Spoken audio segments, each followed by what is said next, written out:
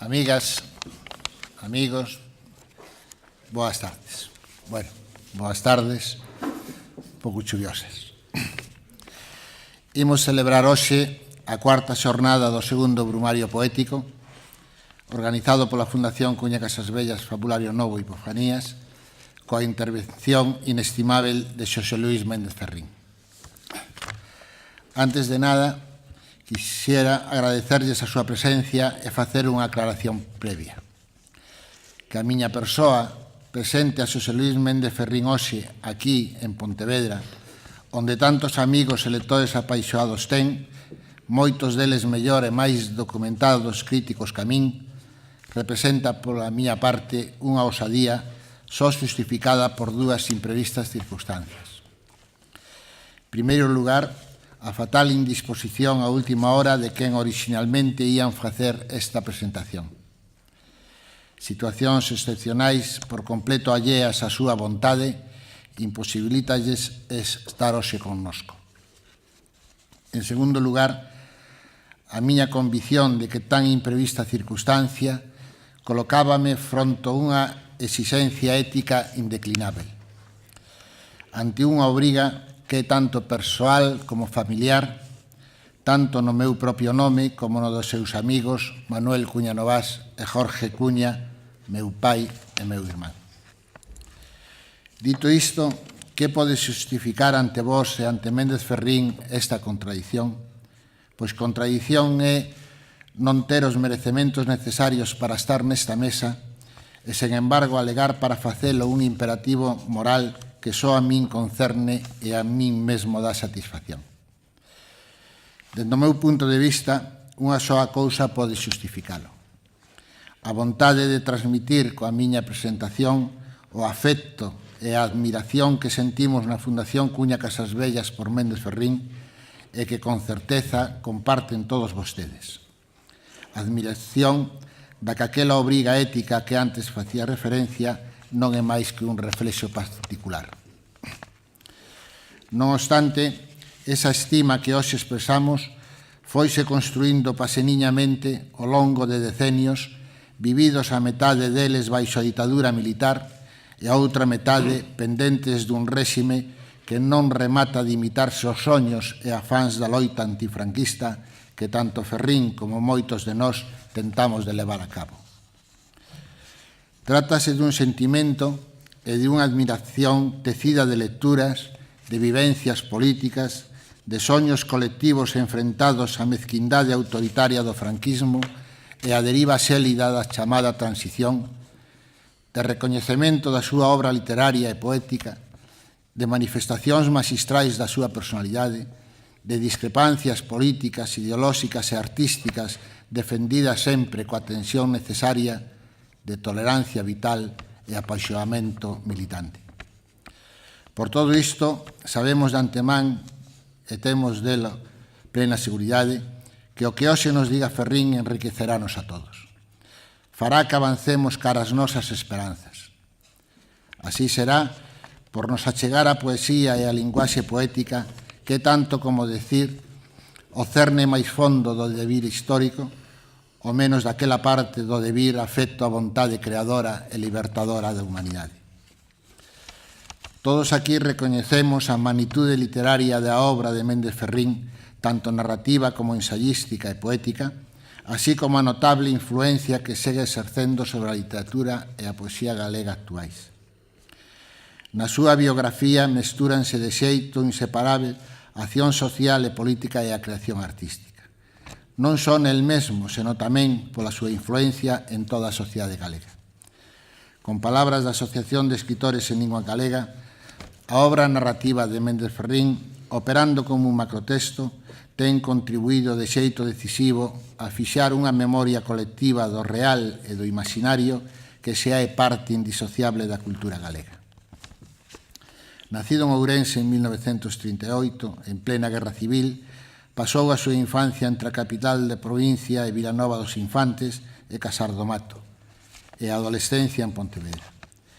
Fixo os estudios de Filosofía e Letras en Santiago, concluíndose en Madrid, onde formou parte do grupo literario nacionalista Brais Pinto.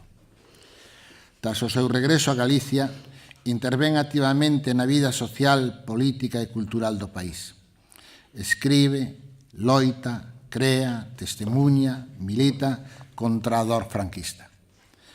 En 1965 participa xunto con Celso Emilio, Luís Otto, Bautista Álvarez e outros na fundación da Unión do Pobo Galego. Posteriormente, diferencias ideolóxicas con esta organización levarían á creación da opción independentista Galicia-Ceibe. Nacionalista apaixoado, responsable cos seus compañeiros de loita de vencellar o nacionalismo galego a urxencia de transformar a sociedade e rematar coa injusticia social que impera no mundo capitalista, ten padecido prisión polas súas actividades políticas. Na actualidade reside en Vigo, onde exerce como catedrático de literatura. Cinguíndonos tan só a súa obra poética, ao fin é a poesía o que hoxe nos convoca aquí, cada un dos seus textos poéticos representa unha vértebra na que coutar a historia poética, é dicir, a historia fundamental de noso país. Unha columna vertebral que arrinca en 1957 coa publicación do seu primeiro libro de poesías, Voz na Néboa, e chega ata Contramaquieiro, editado ano pasado, pasando pola antoloxía popular de Heriberto Bens, Sirventes pola destrucción de Occitania e Con pólvora e magnolias. Estes tres últimos publicados na década dos 70. Con pólvora e magnolias vai supor unha renovación da poesía galega nese intre presa na mala poesía pseudosocial e política. A este poemario decisivo seguirán nos anos 80 poesía enteira de Heriberto Bens e O fin dun canto. Erótica e estirpe na década dos 90 e, por último, o outro Era na selva de Ens e Contramaquieira xa no século XXI. Pero hoxe Ferrín non vai falar da súa propia poesía, ni tampouco recitar os seus poemas. Ou quizáis sí. En todo caso, falarános doutro poeta galego, de Manuel Cuña Novás. Mellor dito, lembrará o seu encontro e posterior amizade con Manuel Cuña, que por aquel entón xa publicara un libro, Fabulario Novo, que, ao decir de moitos, suporá un xiro importante na poesía galega. A historia das nacións técese con fíos insospeitados. Fabulario Novo foi editado como libro no ano 1952 no prelo de Sabino Torres, no que se producía o Xornal Litoral, un periódico no que o ano seguinte, en 1953, un novísimo Méndez Ferrín, aínda alumno de bacharelato no Colexio da Inmaculada de Pontevedra, publicará as súas primeiras narracións e traballos literarios co pseudónimo Laín Feixó. Hoxe asistiremos a unha escea apaixoante e fermosa. Un gran escritor e poeta, aínda que por riba de todo amigo e compañeiro, mestre e irmán, Xosé Luís Méndez Ferrín, traerá ata nós a voz e a personalidade de outro escritor, Manuel Cuña Novás, tamén compañeiro e amigo, irmán e mestre para moitos de nós. Na Fundación Cuña Casas Bellas estamos certo que o día de hoxe permanecerá ancorado para sempre na nosa e na vosa memoria máis feliz.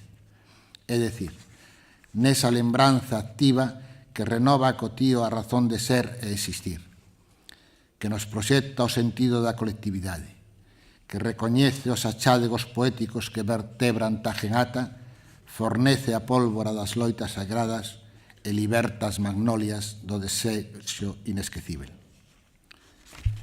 Non quero arrebatar máis tempo a Xosé Luís Méndez Ferrín.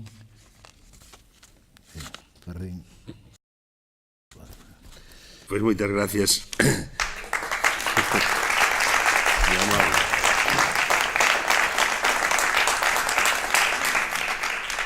Cando me traía un taxista desde Vigo, no medio da chuvia, me viña contando as súas andanzas,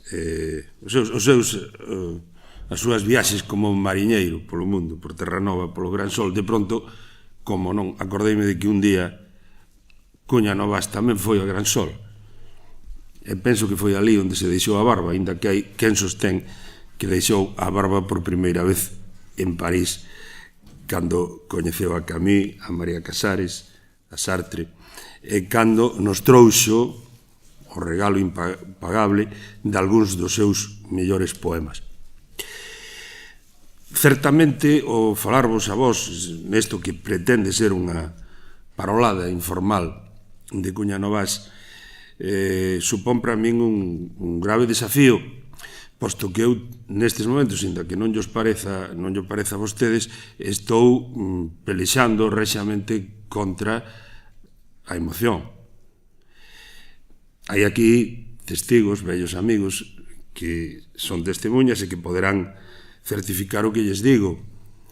De alguna maneira, Cuña Novas, cando nós éramos moi novos en Pontevedra, era unha especie de mito.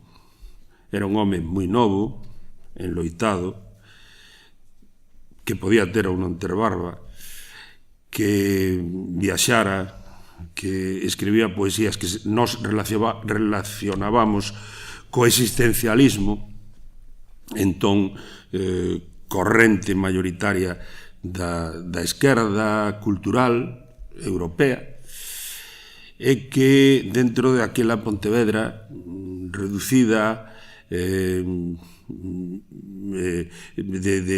moi limitadas ambicións culturais,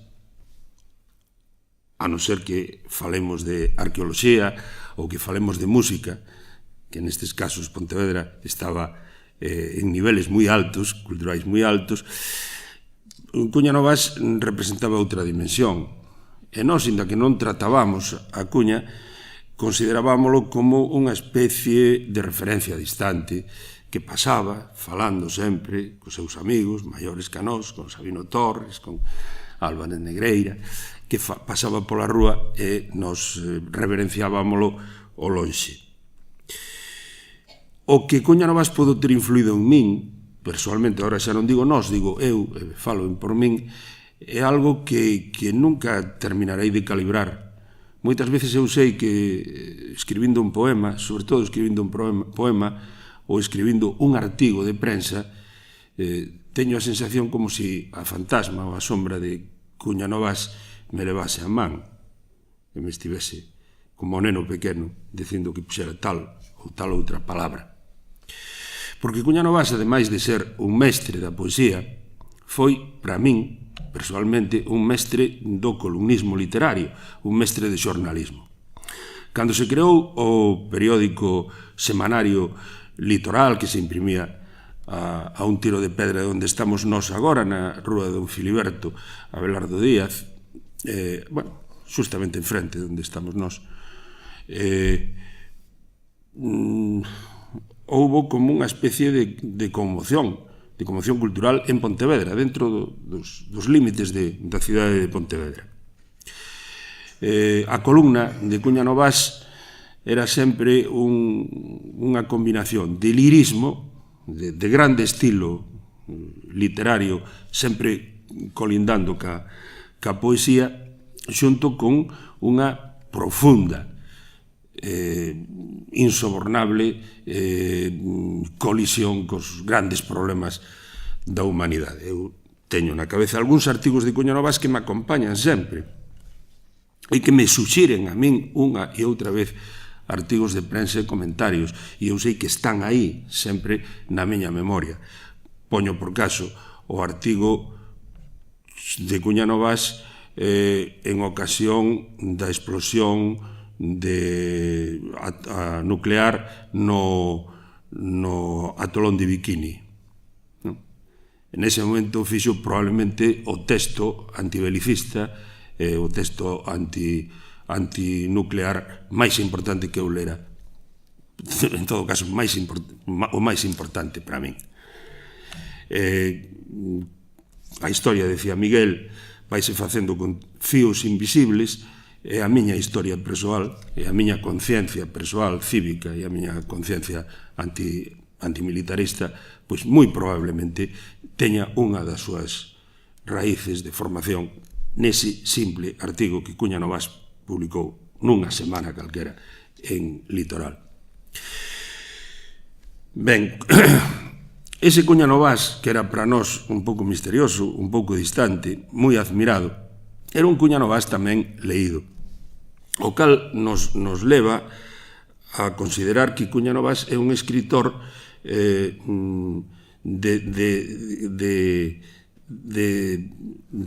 raro proceso, de extraño proceso de comunicación cos seus lectores.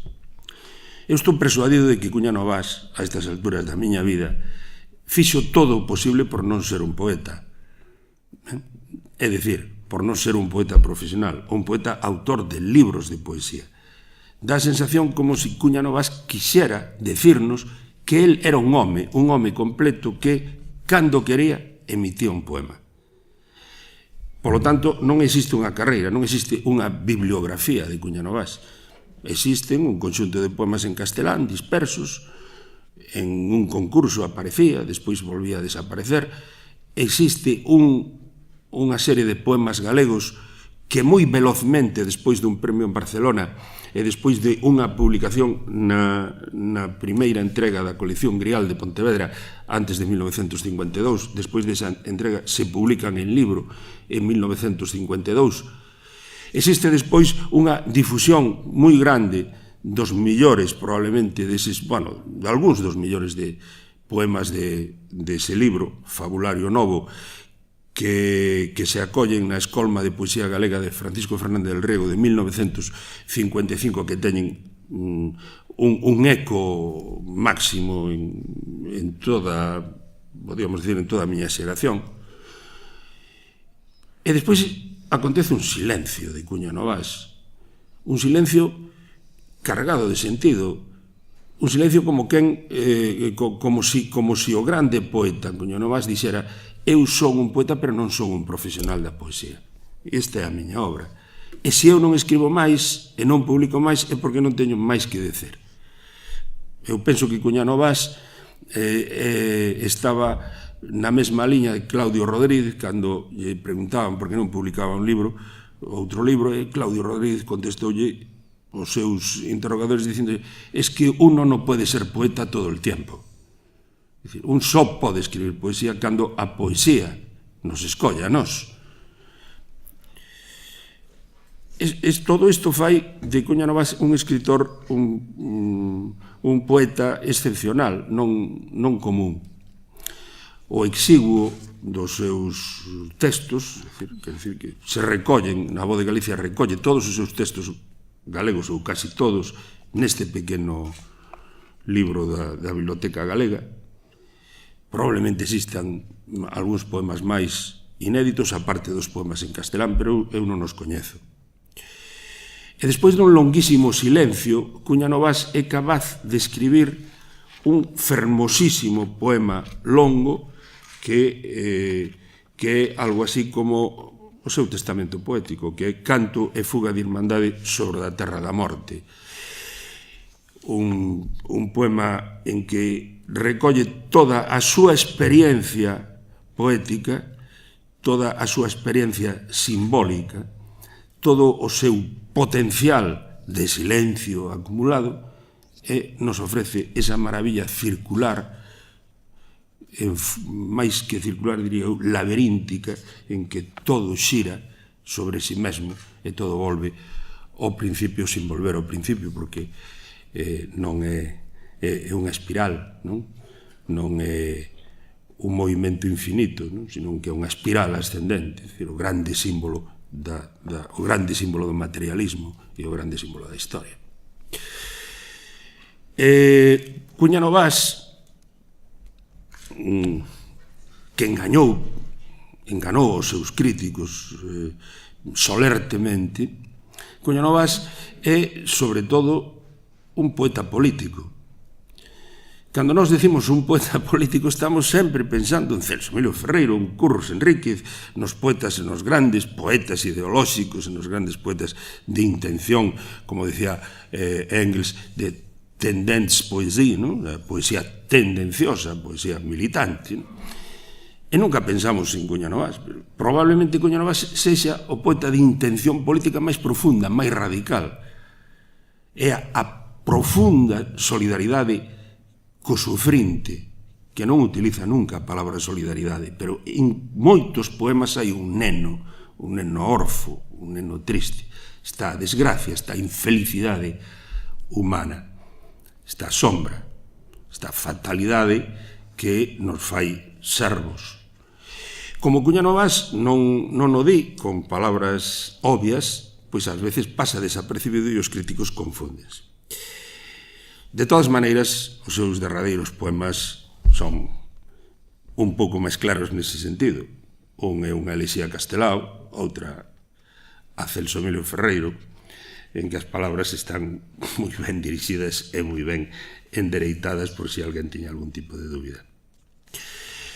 É un poeta materialista, no sentido en que a súa cosmovisión é unha cosmovisión dinámica, en continuo movimento, é un espello do cosmos, é un espello do Big Bang e da explosión das galaxias, é algo así como un eco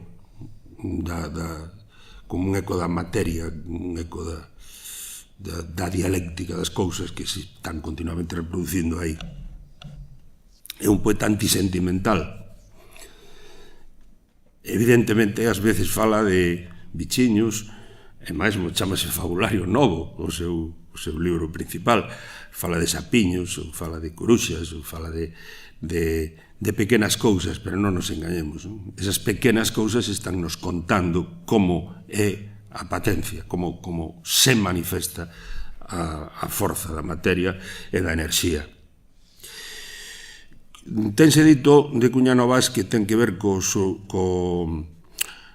mundo do existencialismo, e certamente ten que ver, pero para min Cuña Novas está sobre todo nunha liña de imaxe visionaria o que Carlos Bousoño na nosa época chamara imaxe visionaria, moi próximo a visións do mundo radicalmente cósmicas e materialistas como é a de Vicente Aleixandre, e nunha liña de solidaridade co povo, sin mencionalo nunca, ou casi que nunca, de emoción cósmica. Cuña Novas é un poeta extraño, no sentido de que non é convencional, e de feito ten desafiado a crítica e ten desconcertado moito. Poño por caso o idioma de Cuña Novas.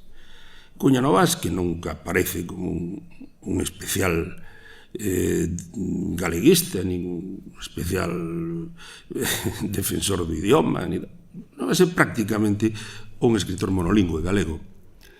Pero o galego de Cuña Novas é o que hai que estudiar.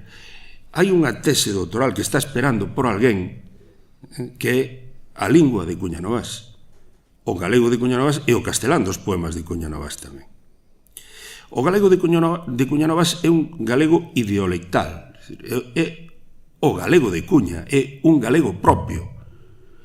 Existen unha serie de palabras realmente existentes na fala do povo. Poño por caso a palabra quiobre, que os asturianos din cuélebre. E aquí, no galego máis común, pois dícese cobra, serpente, non? Pois ele utiliza na forma máis dialectal que ele encontra, é máis súa, e a fai súa, quiobre. E ademais de facela súa e de escollela, el dota dunha simboloxía que funciona dentro do microcosmos do seu propio texto. De maneira que temos que ver que é o que significa a palabra sapo en Cuña Novas. Todos sabemos o que é un sapo. Unha noite, ao saír do Carabela, sendo moi novo, Cuña Novas, cando ainda Celso Emilio Ferreiro vivía en Pontevedra e cando ainda vivía Fermín Bouzabrei, saiu toda aquela compañía que tomaba café polas noites e paseando, según me contaron dúas versións dos asistentes, paseando polos xardíns das Palmeiras, senteuse un asubío dunha frauta, dunha especie de frauta. Cuña Novas non sabía o que era. Alguén lle dixo, ese é o sapo. Ben, e aí naceu o poema de Cuña Novás sobre o sapo. Pero é que o sapo, ademais, en Cuña Novás, de ser unha palabra moi concreta, convírtese nun símbolo. No símbolo do que é nocturno, lamacento, do que ten medo e do que pode ser esmagado pola forza das rodas dos carros. E, finalmente, o sapo é un neno triste, é un neno ferido. Ese neno ferido constante que aparece en toda a poesía de Cuña Novás como unha especie de dor interior que ás veces aflora. Cuña Novás, preocupado na vida real e na súa vida política, que tamén tivo, como pola infancia, polos problemas da nenez, é un home que, cando escribe, sinte que o neno é a parte máis feble e máis dorosa da condición humana e a que necesita probablemente unha maior atención. A atención lírica, neste caso, nada máis. A lingua de Cuña Novás é unha lingua especial. É como toda de todos os grandes poetas, como a de Mallarmé, por suposto, como a de Rubén Darío, como a de todos os poetas que son realmente singulares, é unha lingua singular. Pero é que o galego de Cuña Novás é tamén un galego, a súa vez, moi especial. Eu non coñezo moi ben a biografía de Cuña Novás, pero sei que ten unha infancia lonxe de Galicia, non sei se en Guadalajara ou en Ciudad Real, e por algún azar da miña vida eu encontreime con un home que hoxe tería 150 anos, chamado Manuel García Paz, autor dun libro titulado Cuarta Melodía, e de unha serie de obras en galego, publicado no ano 33, e de unha serie de obras que están inéditas, que son a primeira melodía, segunda melodía e terceira melodía. Moi ben, a terceira melodía está no meu poder, porque Cuña Novás díxome que a teña que guardar eu, e me deu un manuscrito da terceira melodía de Manuel García Paz. Parece ser que un Cuña Novás, según me dixo García Paz, moi neno, en Ciudad Real, foi educado por ese mestre, ou polo menos frecuentou a escola dese mestre de Manuel García Paz. E ese mestre ensinoulle a escribir en galego. Se iso é certo, a min dixo, teño por certo, pero non... Se iso é certo, quere dicir que Cuña Novás é o único escritor da súa xeración que foi escolarizado, entre aspas, pero foi escolarizado inda que fose mínimamente en galego, por un grande coñecedor da lingua e da literatura galega, por don Manuel García Paz, autor de Cuarta Melodía. Entón, ese meniño de Ciudad Real, pasados os anos, será o escritor Cuña Novás. Por lo tanto, o escritor Cuña Novás, antes de ler a Rosalía, ou ao mesmo tempo que leía a Rosalía ou que leía a Pondal, aprendía xa a escribir en galego e era xa, se estaba dotando xa de unha lingua literaria propia, unha lingua literaria de seu, galega, cousa que non me aconteceu a min, nin lle aconteceu a ninguén da miña xeración, e moito menos dos que son un pouco maiores que a min, como é o caso do propio Cuña. O cal quere dicir que a altura de 1949, de 1950, Cuña Novás era xa dono dunha propia lingua literaria galega, caso único. A pouco que nos acheguemos, nos aproximemos á figura de Cuña Novás, toparémonos con singularidades dese tipo. En certa maneira, é un escritor a sós, un escritor único.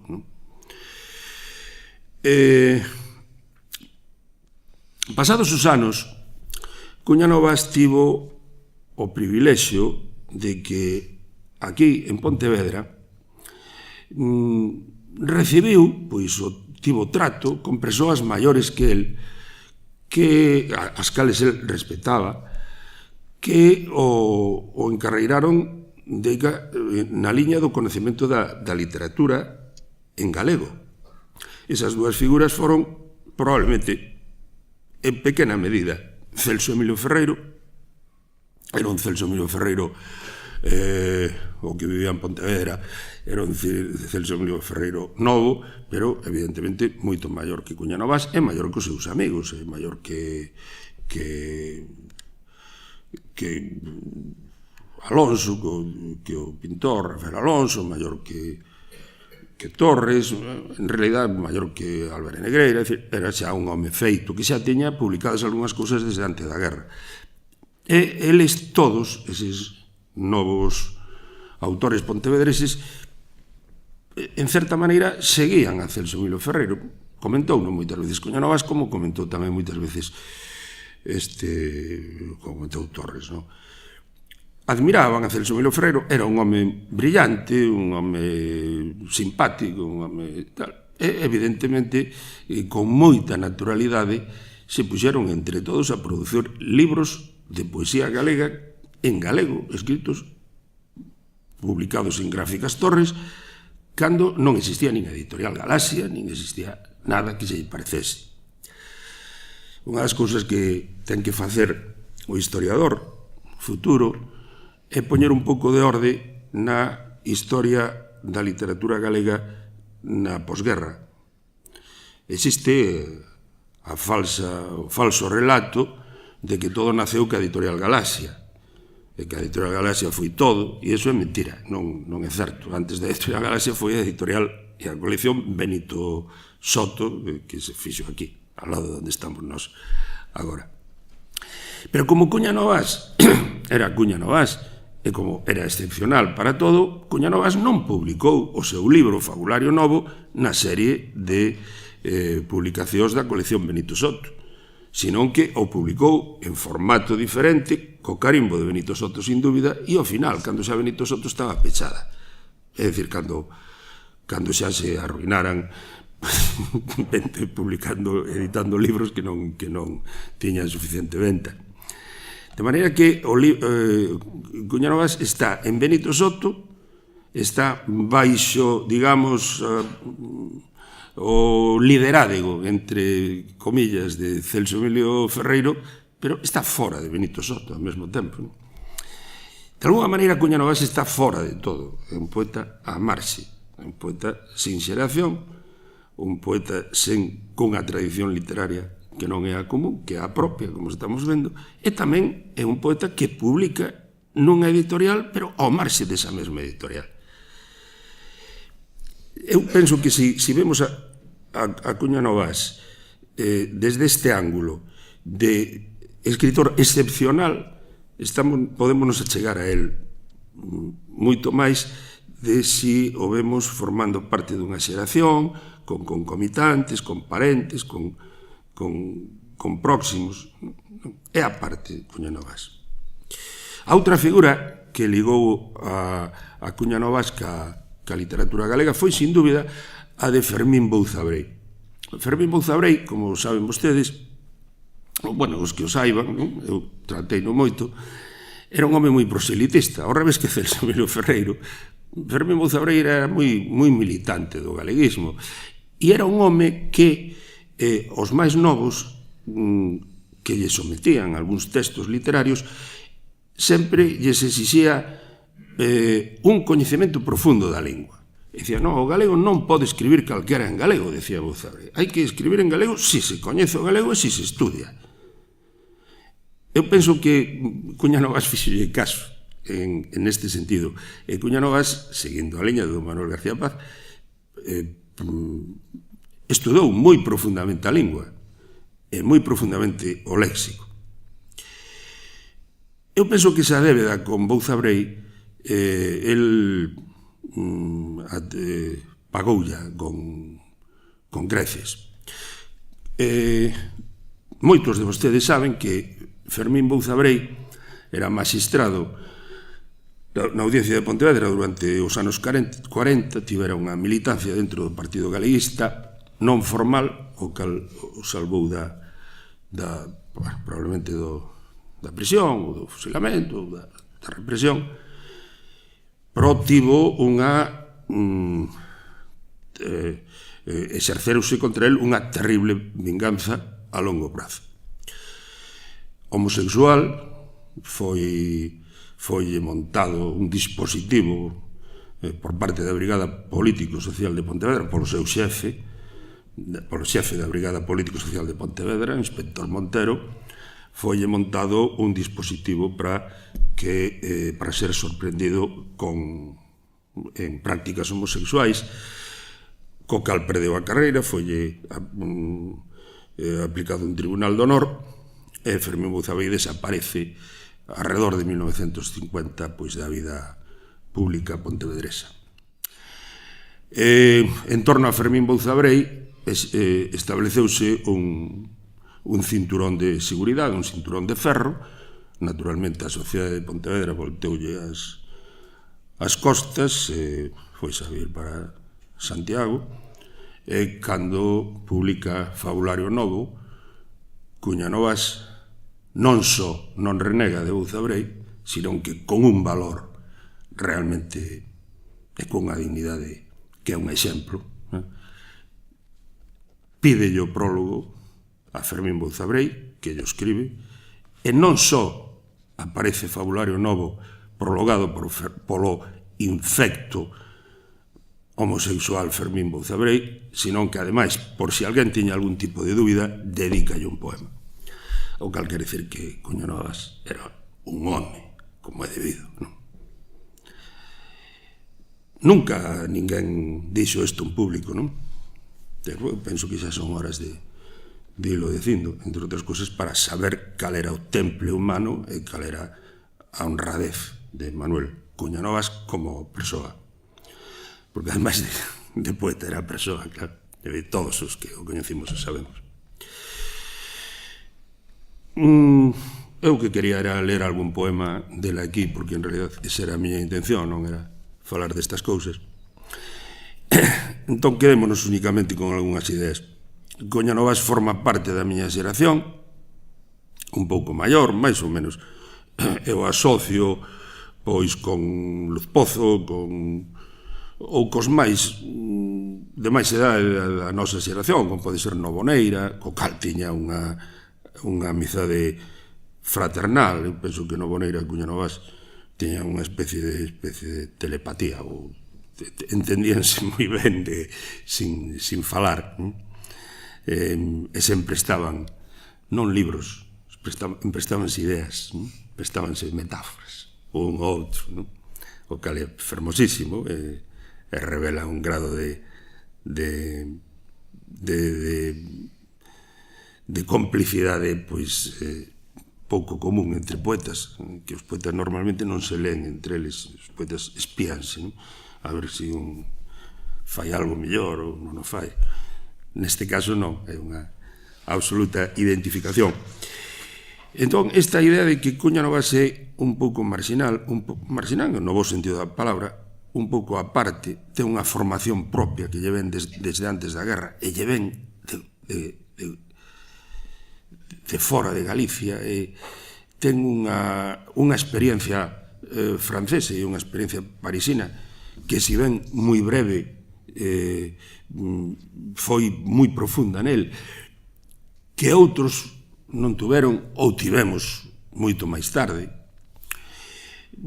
É un escritor que acumula a experiencia surrealista. Non sei se será demasiado insistir nesto, pero a mí pareceme que a dimensión surrealista de Cuña Novas está aí sempre, está presente, e hai que insistir nela. O seu materialismo, o seu sentido da poesía como unha necesidade ou nada. É dicir, Cuña Novas escribe sempre a morte ou a buscalo todo. Por iso non pode estar continuamente escribindo poemas.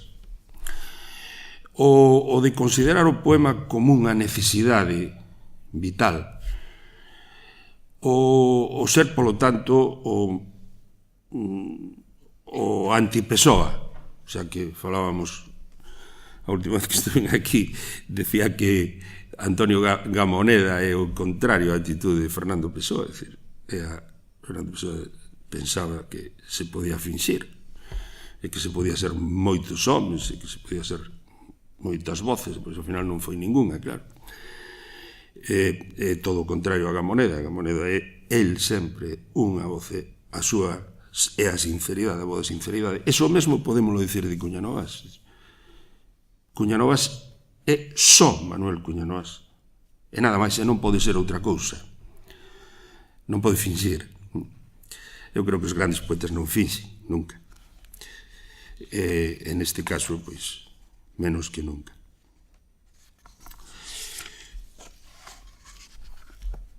Por lo tanto, esa situación de ser un poeta diferente é a que a min me causa un profundo respeto cada vez que eu me achego a poesía de Cuña Novas. E achegueime a ela por primeira vez, pois eu coido que en 1951, pode ser, cando se publica a colección de poemas seus na revista Grial, pois claro, no 52.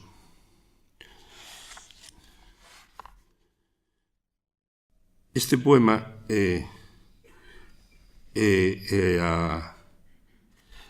un dos que a min máis me gustou cando eu tiña 15 anos. Entón, por iso emocioname moito lelo aquí. Chámase Día de Difuntos. Caen e roldan as follas ao redor da auga, como si fora o seu decir chorade. Tanguen as campáns silenzo sin emparo, como si fose seu tanguer chorade. Chorade os ancrados na soma e na morte, os núos sulagados na terra libidosa, a súa mistura fidel escorre manseniña extinguindo o tacto da corpórea presenza. Unxe o moucho a esperma árdiga que alcende a dubidosa chama amarela do recordo. Agoiran os cans a profunda verdade dos cadaleitos e o seu ouvido ecoa a noiturna servidume dos mortos. Agora o vento recende a flores murchas, a coroas de mirto que desfixo o tempo, e palpo na outra luz do desamparo outras verbas xiadas do agoiro derradeiro no intre inexpensable. Náusea cristaíña ensomecendo a fronte e esa podredume que frue nun leitoso carreiriño de vermes. Eses abandoados as póutegas da terra que estiveron a rente da luz que aluma as noites tornan a traspasando os muros, corpos deshabitados na orfa culpa da terra, e buscan docemente cobixo o desamparo. Quen chama nos cristais da fiestra, con ademán escuro e estranabre, isa voz de ningures, que ten de ir? Pasou un anxo, e o silenzo ceiba un cabelo de anxo, e a alma ten callada unha pinga de sangue do anxo que pasou, do anxo que xeou a miña entrana ca súa ollada doce desde a tebra. E é un ronsel de tebra anguriante o paso do anxo, é a dor dos mortos ensumíndose na soma ardente da tebra, é a morte, Señor, que ancrou na miña entrana, na entrana do neno que se fai na placenta, envolto en panos de sangue, aloumiñado na tebra. As omas choran, as omas din chorade, cheos de horror e loito, os ancrados na vida da morte eternamente. Quen agora non tente para os seus pés baixo do mundo longas filas de morte horizontable, negará para sempre o que é chama e silencio. Impresionante. Aquí está todo Cuña Novas neste poema. Está o neno, está a morte, está a escuridade, está o existencialismo, está a náusea, la nausée, que está náusea cristaíña.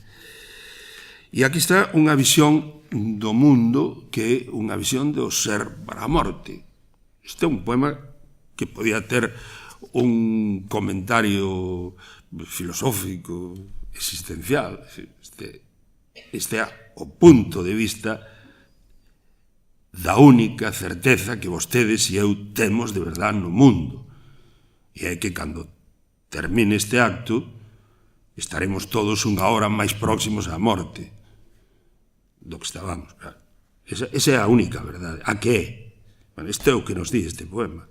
Aquel quen agora non tente, despois de ler este poema, para os seus pés baixo do mundo, que non reconoza que está aí a morte,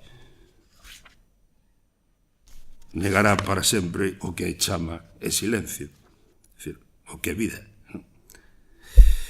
Este é un poema, polo tanto, profundo, un poema inquietante, que toma como pretexto o Día de Defuntos, como pretexto, pois, as campás. Un magnífico poema para ler en Brumario, que é o mes, non? É o mes dos mortos, non? O mes dos nosos difuntos. Cuña Novas busca, bueno, está tamén aquí o neno, como lles decía. En algúns dos poemas deste libro de Fabulario Novo hai algúns arrastres ou algunha tradición de carácter neopopularista ou de carácter neotrovadoresco, pero curiosamente Cuña Novas xa ese tipo de poesía trovadoresca xa a transforma en algo completamente novo. Ás veces parece como se fora a facer un xogo ao estilo de Bouzabré ou de Álvaro Cunqueiro, pero sempre hai unha chamada a trascendencia, cousa que nunca ocurriría noutros poetas neotrovadorescos. Por exemplo, hai un certo parecido con Álvaro Cunqueiro, sen dúbida, e incluso probablemente unha certa homenaxe de Cuña Novas a Álvaro Cunqueiro neste poema, deliberada, por suposto. Dice: agua de muiño, seus rumores son fíos cristaíños da noite ao redor.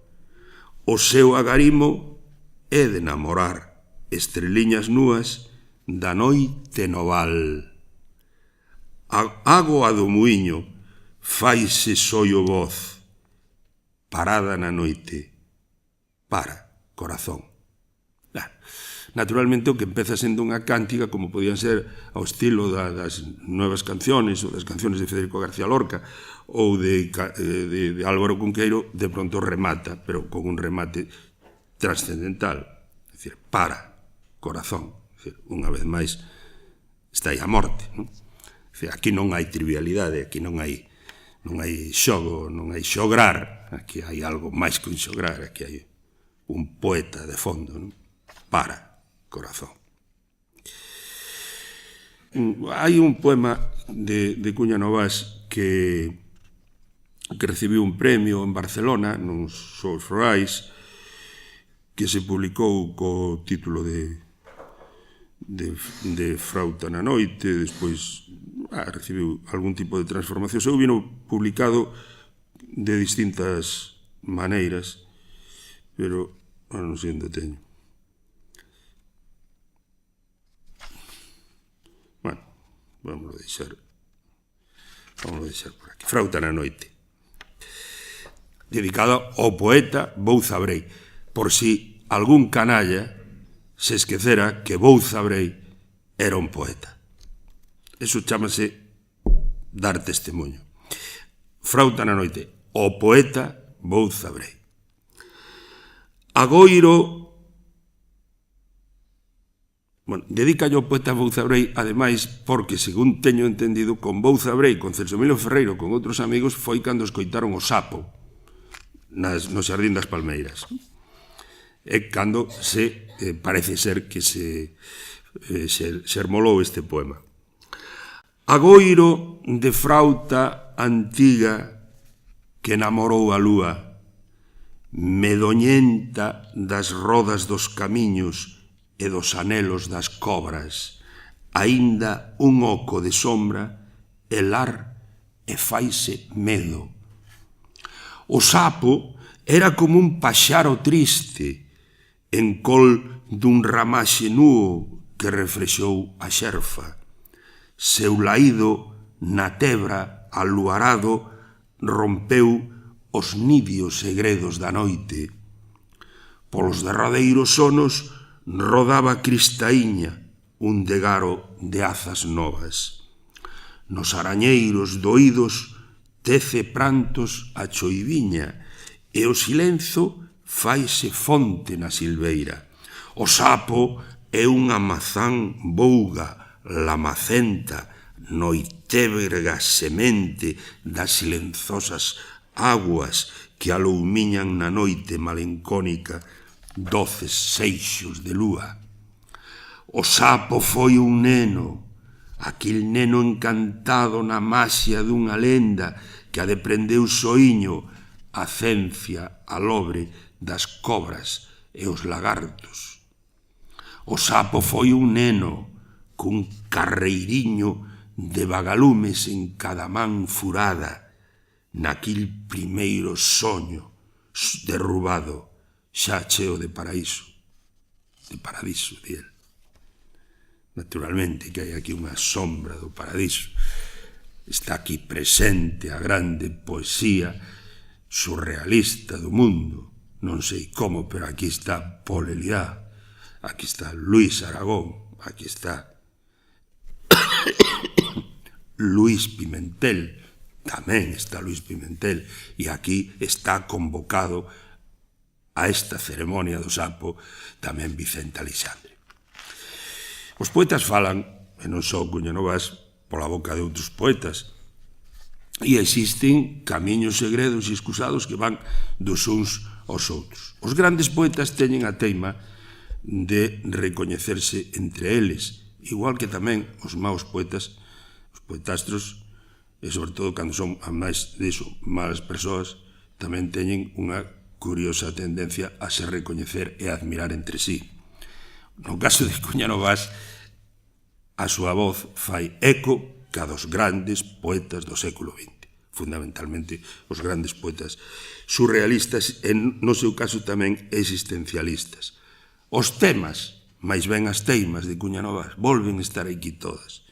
A morte, o neno, ese neno que aparece sempre en Cuña Novas, que neste momento, como nun conto de fadas, está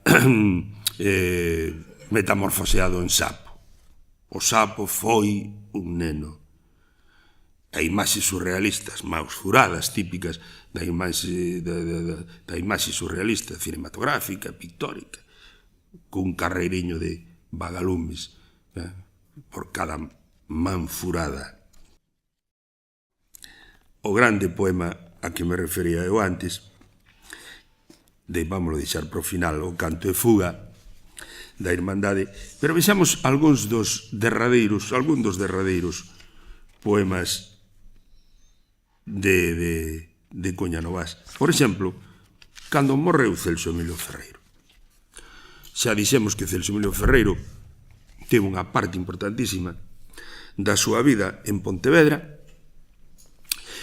e que Cuña Novas ten unha boa, excelente relación con Celso Emilio Ferreiro, relación que mantivo durante toda a súa vida. Celso Emilio Ferreiro, alrededor de 1950, abandona Pontevedra, deixa o cargo que tiña funcionario da Fiscalía de Tasas de Pontevedra, un oficio que non era moi adecuado para él, foi para Vigo, como saben vostedes, a establecerse como procurador dos tribunais, e despois a América. Nunca deixou de ter Cuña Novas por Celso Emilio Ferreiro unha aprecio e simpatía. E no momento en que, curiosamente, os dous terminaron no Partido Socialista, cada un por o seu lado, supoño que sin poñerse de acordo e sin ter así ningunha relación con ese partido durante o franquismo. Pero naturalmente iso non era evidentemente o que os unía, senón algo bastante máis profundo, sin despreciar a actividade política de ninguna maneira, non? algo moito máis radical, máis existencial, podémoslo dicir. Tamén algo político máis fondo que a militancia partidaria, é dicir, ese sentimento da necesidade da emancipación do home, do ser humano, da totalidade do ser humano, é dicir, ese elán, ese pulo radical que tende a desalleamento, a quebra da cadea da abyección, a liberación do ser humano. Eso era o compromiso de ambos, non? O compromiso profundo que despois podía manifestarse de moi diversas maneiras. Eu penso que Cuña Novás pensaba, coidaba, que Celso Emilio Ferreiro e el tiñan un secreto en común, un secreto que eles só coñecían.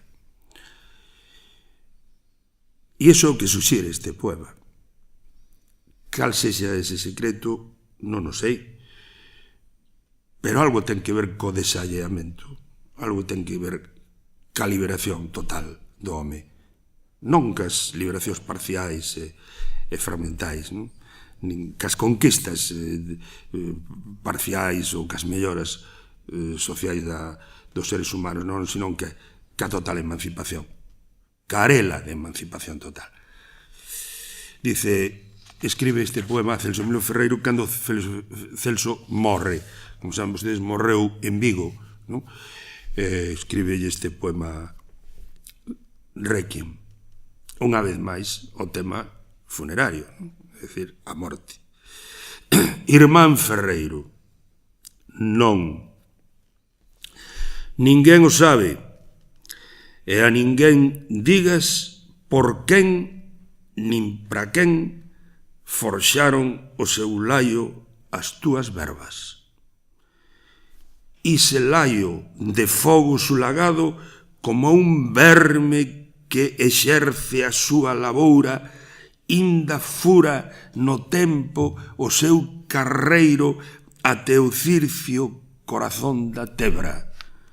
Nós estamos eiquí, ás portas do silencio, desergando, escoitando. Deixa que torne a roda, deixa que poñan cruces a soidá na xermola do teu corpo, deixa que se alimenten co derradeiro anaco podre da verba liberdade e tornará a ser froito degorado. Deixa o candente ferro adoado na forxa xaguar a eito coas vaguas primitivas do teu pobo. Nós quedamos eiquí, a carón da tinalla, desergando, escoitando. Deixa que a terra, a cinza, a loaira e a tebra teimabelen as mans para saudarte. E como o sal ignora a lei do que é a sede, así a morte desprende do silencio a teima e a esperanza, nin tanto cala a voz para que o pobo atenda a terra onde agroma o loito do teu canto. Mais, na mentres escoito o teu silencio, estás aquí, connosco, compartindo a teu fundo diante a cunca dos intres, o viño da esperanza e o pan morno da vida. Ninguén o sabe, compañeiro, e nunca digas por quen ni para quen forxaron o seu laio as túas verbas. Poema enigmático. Algo está escondido aí, non digas, deixeos. De vez en cando danos unha pista, o derradeiro anaco podre da verba liberdade. Lembren que Celso escribira aquelo de non digas libertad, palabra triste, con perigo de morte, calibera. Di en troques, viva, viva, sí señor, moitas gracias, Dios yo pague. Sabrás que felices imos ser, escribirá Celso, e contéstalle, Cuña. o anaco derradeiro, anaco podre da verba liberdade. Aquí hai unha decepción, aquí hai un segredo, aquí hai algo que el pretende compartir cun Celso Emilio Ferreiro morto, pero vivo e permanente e instalado na memoria e no corazón de Cuña Novas. Algo que non se debe decir. É que como todo grande poema é un poema enigmático, ou non é un grande poema, pois nos deixa a nós que imaginemos. Imaginen o que queiran. Pero un grande poema de irmandade, de solidaridade, de amizade. Realmente é unha grande elexía por Celso Emilio Ferreiro, asinada en 1979.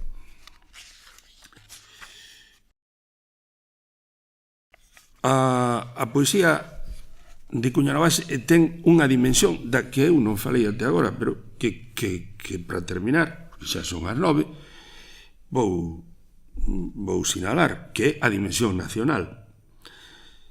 Evidentemente, Cuña Novas nin é un poeta social, nin é un poeta político, nin é un poeta nacional, ou nacionalista, evidentemente, non é. Pero é todo eso, nunha dimensión de fondura, de profundidade. É un poeta de resoancias colectivas, de resoancias populares. É un poeta nacional popular, no sentido de que é un poeta pro povo. Non só é un poeta para a morte, é un poeta pro povo. E para todo o povo. As derradeiras conversas que eu tiven con Manuel Cuña Novas pois xiraban en torno a unha teima que el tiña. Temos que xuntarnos unhos cantos no Courel ou así nun sitio raro, nunha montaña ou no Bierzo, no Val do Silencio, en algún sitio así, e temos que estar aí falando até que solucionemos con respecto a nós mesmos, teñamos ideas claras sobre o que hai que facer por Galicia e en política. Naturalmente sempre dicíamos que sí, que íbamos vernos, pero nunca nos vimos ali a falar, e foi pena porque probablemente non chegáramos a ninguna conclusión, pero todos sairíamos moi enriquecidos, sin dúbida que sí. Unha das características de Manuel Cuña Novas era tamén a súa originalidade nos plantexamentos cotiáns. Quer dicir que era prácticamente imposible que dixera ninguna trivialidade ou que fixera algún comentario que non fose visto desde un ángulo que non era o común. Esta visión do mundo que el tiña manifestábase de xeito esquinado, que era todo menos convencional, de maneira que calquer tipo de conversa con Cuña Novas, todos os que o coñecichedes, os fillos e a súa muller, todos os amigos, sabedes perfectamente que a conversa con Cuña Novas, cando falaba, era realmente estimulante, no sentido que un non podía parar quedo, e que non podía instalarse o seu interlocutor, polo menos acontecía a min, nunca no tópico, era moi difícil no lugar común, no tópico. Entón, esta dimensión colectiva, nacional, popular, ou solidaria, ou de dimensións galegas, por suposto, nun poeta tan universalista e tan internacionalista, podémoslo decir, como é Cuña Novas, é notable, pero é notable ao longo de toda a súa obra. Esta especie de derradeiro, tamén do ano 1976, de derradeiro poema de grande alento, pois aí é onde se manifesta con maior evidencia esta dimensión popular e colectiva. Canto e fuga da irmandade, xa empeza por o que se chama irmandade. Cando nós dicimos irmandade en Galicia non podemos dicir nada impunemente. Irmandade, pois era Roi Xordo, eran os que os que xuntaron todo o pobo contra o feudalismo. Irmandade é unha palabra que está cargada de resonancias históricas neste país e nesta lingua. Probablemente noutras linguas, se dicimos hermandade en castellano, estamos nos lembrando de la Santa Hermandad de los Reyes Católicos, pero non, estamos no contrario, non? Entón, canto e fuga de irmandade sobre da terra e da morte. Terra ceibe, na esperanza, nembramos de xeonllos e nembramos ergueitos debruzados na erva de Icaba do mar. Arelamos a loia que devén a cotío na luzada do abrente. A terra non é certo. Diante do cabouco, nun queixume sen trégolas, agromecen as flairas colecer dos degaros, malia o eixo furado da moa estarabouza e a dor do derradeiro xiro interminable. No relanzo do berce, a carón das silveiras, xogan orfos os nenos coas xiadas quiobras. Os fillos de Breogán na lareira da Artesa atópanse coa cinza de outras verbas luídas, coas códeas mofadas da broa do costume, co fondo chamamento para o novo desarraigo. Rota ixada cravouse no cerne dos menceres, sulagouse e perdeuse nun silencio de augamás. Inda o tempo das nais briza berces valeiros e embellece no loito das árdigas tafegas, acougando no armario as mazáns recendentes que uns beizos degoraran a novado recordo. Atento, a terra xira no caos. É o meu desterro. E o pulo de xurdir a máis ampla existencia no amor da identidade. A eito estremorece a nova servidume de Breogán do teu pobo. Morte vouga, agoiramos de xionllos na espranza e agoiramos ergueitos debruzados na erva a cabalo da anguria, agoiramos o ouvido tremelido do lobo nos ruibéns do solpor. A morte non é certo. Brila a fouce aínda quente nas raíces dos toxos, afroanto furantes labaradas insones, mais logo esmoreceran nun éxodo de espellos que o vento debalaba na xerfa dos ronseles. A carón das fogueiras, lonxe a rente das noites, xogan orfos os nenos coas murchas referencias. Verme e xermola a teima para uns beizos sin culpa que virtaron a lei do de porvir incerto, apodrecen no froito a ardesía lavoura dun novo rexurdir, os eidos treizoados. As fouces tremelidas nas mans do desacougo asúan tempos vougos de anguria e desemparo. Irmáns de allea morte nas insólitas rúas saúdan desleirados o perigo das verbas cando as mans non se fan o iniciado costume, cando o estar é unha ausencia, doendo na lembranza. Atendo, a terra xira no caos. É o meu desterro, coa nova servidume de Breogán do teu pobo, cando enmoven os seoas a loaira das fouces, dei cos tempos vindeiros, só a irmandade perdura.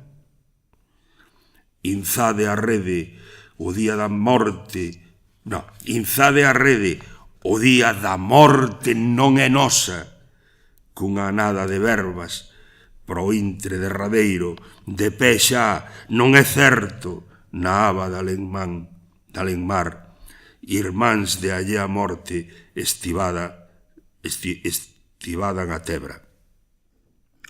Morte ceibe, nembramos terra nosa na esperanza cando Galicia esbulla Breogán o teu nome e nembramos ergueitos de Icaaba do mar, somentes terra allea debece a liberdade. Verme a xermola, a teima, apodrecen no froito, ardesía a lavoura do arfado xurdimento. Desfollamos na chaira os derradeiros sinos, cando Galicia esbullan Breogán o teu nome, e brillan as estrelas, cinguen os bois a terra, non é, xa non é nosa, só a irmandade perdura, deica os tempos vindeiros, inda o tempo das nais, briza berces valeiros, na mentras boa a loia na luzada do abrente. Atendo a terra xira no caos, é o meu desterro, e o pulo de xurdir a eito estremorece coa nova servidume, Breogán do teu povo, a loaira dos Eoas e a máis ampla existencia. Atende o povo sinos da nova servidume, coa loaira das fouces e coa ixada perdidas, cando o estar é unha ausencia, doendo na lembranza de cos tempos vindeiros, só a irmandade perdura.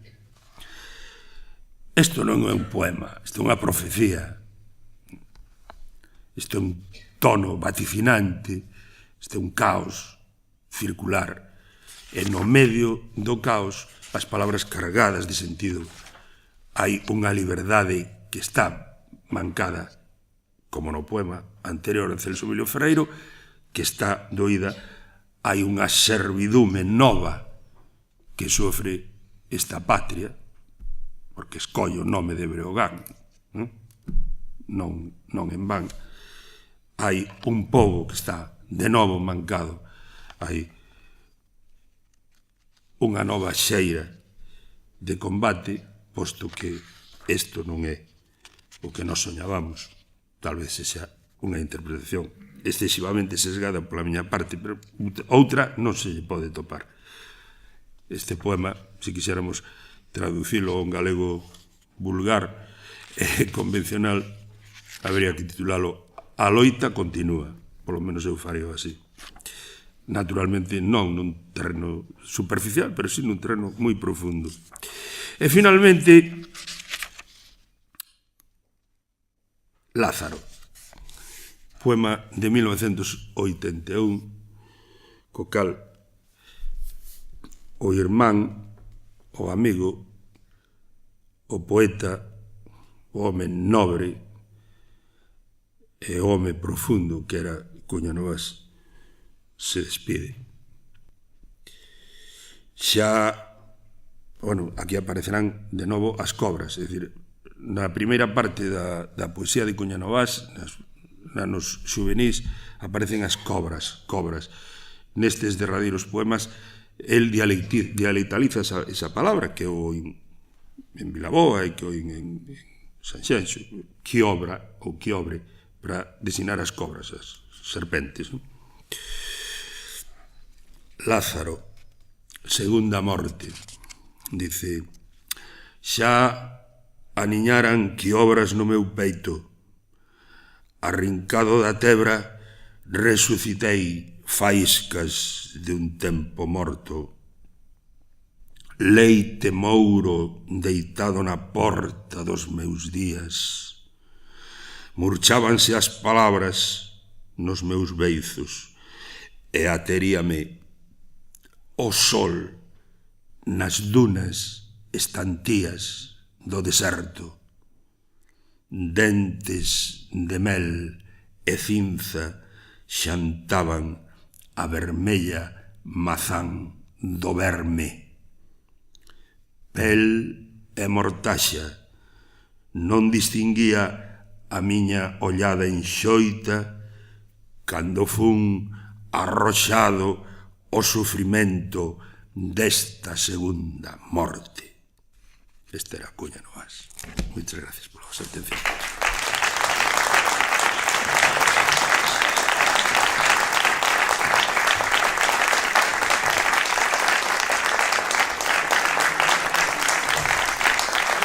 Por él.